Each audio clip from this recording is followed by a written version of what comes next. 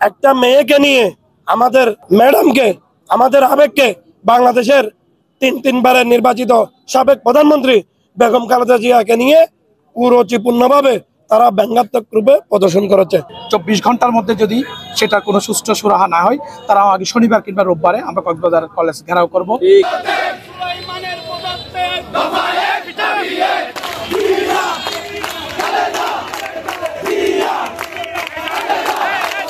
কক্সবাজার কলেজের একটা সিস্টেম আছে, সেই সিস্টেমটা কেন তারা এই কাজটা করেছে আমাদের বোধগম্য নয়।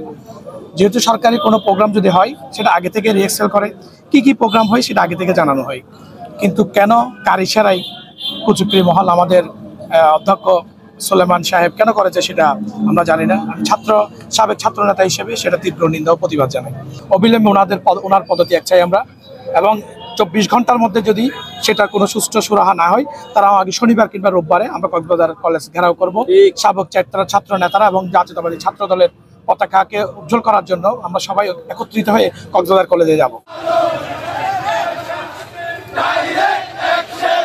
আমাদের মিছিল থেকে আমরা একটা সিদ্ধান্ত উপনীত হয়েছি, আগামী 72 ঘন্টার মধ্যে আমরা খবর নিয়ে জানতে পেরেছি যে মেয়ে ওই ব্যঙ্গাত্মক প্রদর্শন করেছে, ওনাকে আমরা কলেজ থেকে বহিষ্কার চাচ্ছি।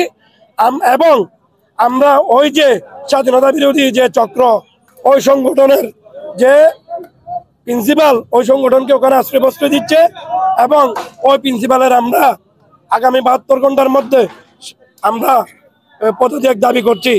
যদি আগামী 72 ঘন্টার মধ্যে পদত্যাগ না করে, আমরা সাধারণ ছাত্রছাত্রীদেরকে নিয়ে আমরা বৃহত্তর আন্দোলনের কর্মসূচি দিতে আমরা বাধ্য হব।